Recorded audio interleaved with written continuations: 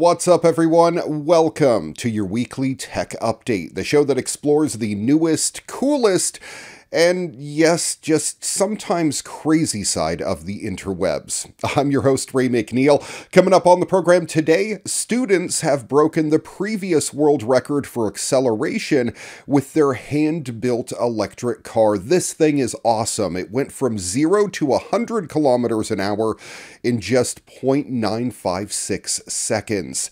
Star Trek's hysterical retro shorts need to become a real show, and I'll show you why. Happening in this week's What The?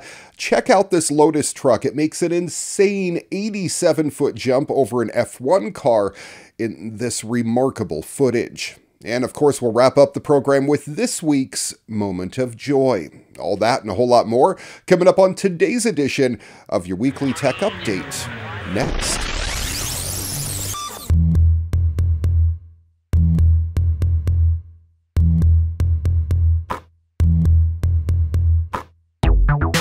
Check this out. Students have built an amazingly fast electric vehicle that went from 0 to 100 kilometers an hour in just under 1 second.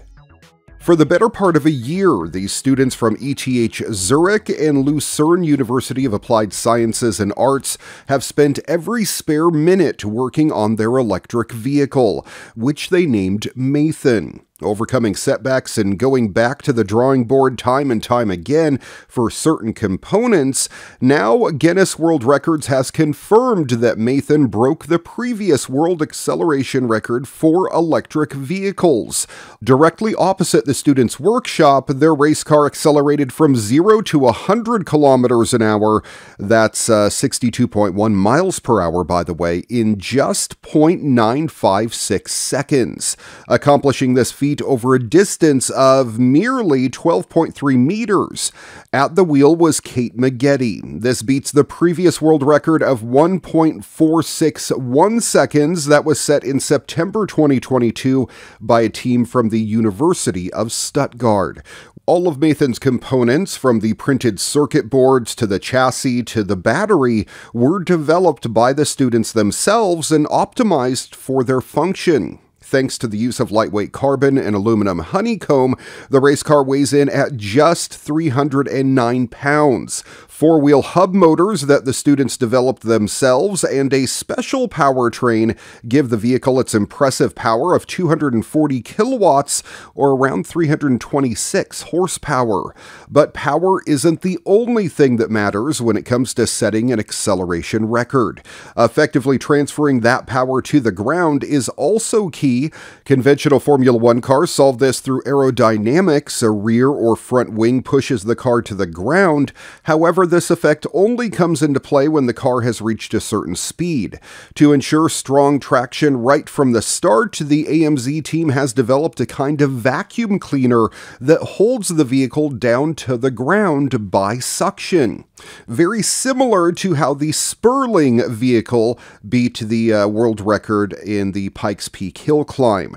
The AMZ team had set the world acceleration record for electric cars twice before, in 2014 and again in 2016.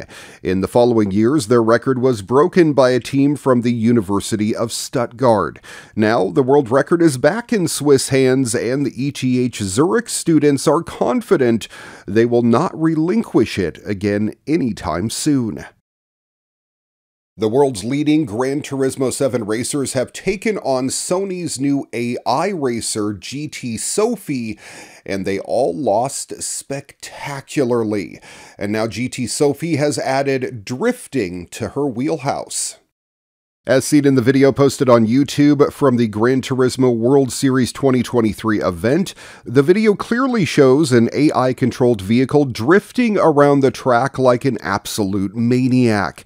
Meanwhile, most people can't pull off successful drifts in Mario Kart, let alone in realistic racers like Gran Turismo.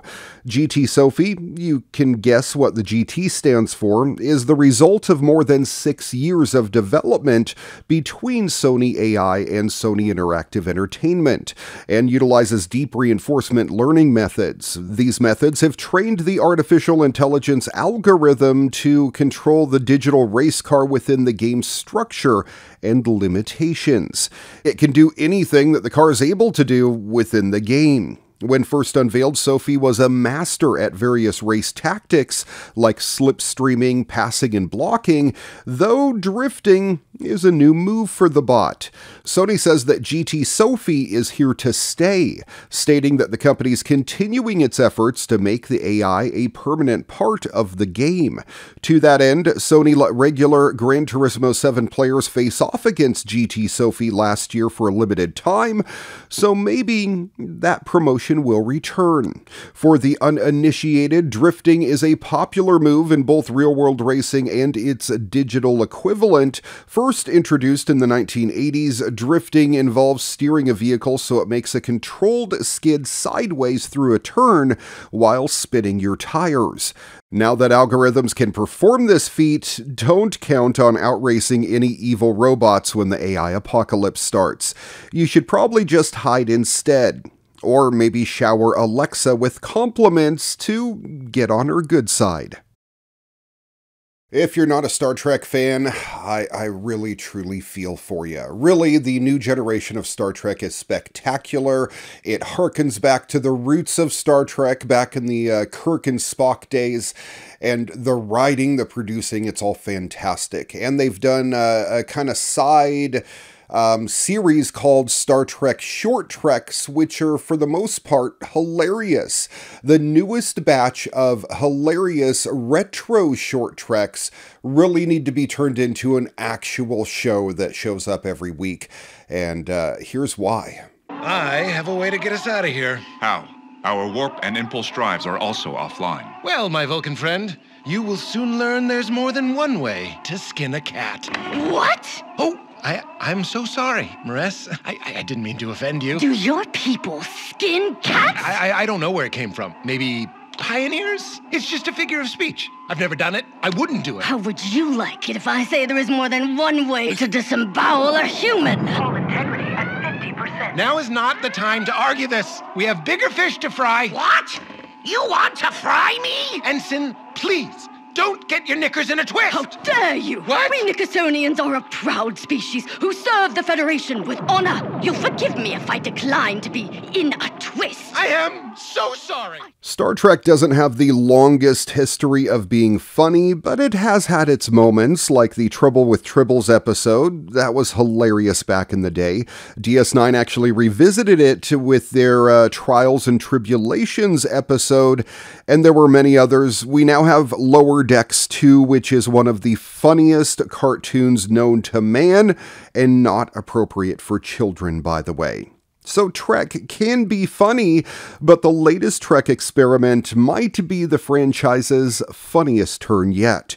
This week saw the debut of Holiday Party, the second installment of the short animated web series Star Trek Very Short Treks, created by Casper Kelly. The shorts pluck characters from across the Star Trek universe, everyone from the original series to Discovery to Strange New Worlds, and plops them into wacky adventures in the style of 1973's The Animated Series.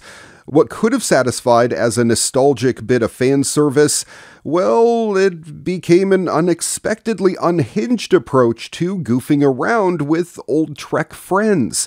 Kelly is a student of the Adult Swim School of Cartoon Inversion. Having clocked time on Harvey Birdman, attorney at law back in the day, he understands the appeal of infusing stiff 70s animations with mildly caustic personalities and scenarios that careen into the R-rated. CBS and Paramount gave him the go-ahead to build that sandbox in the Trek universe with a deadpan Spock performance by Ethan Peck, the right amount of awkward cringy by the other Strange New World side players, and perfectly timed moments of horror courtesy of Discovery's Saru, played by Doug Jones. Holiday Party, written by Claire Friedman, is a 4-minute riot, and we all want more. We'll get a bit more. 3 more episodes to be exact of Star Trek Very Short Treks are going to air on Wednesdays in October, with episodes including Worst Contact and Holograms All the Way Down. Last week saw the premiere Skin a Cat, which saw a Kirk-like unnamed captain voiced by Pete Holmes, realizing he does not have the most inclusive language to work aboard a ship full of animal-like alien crew members. While Lower Decks has proven to be a manic but honorable comedic ode to Trek, I gotta say a revival of the animated series with the soul of Space Ghost Coast to Coast or The Brak Show would beam up a lot of Trekkies. Paramount, make it so.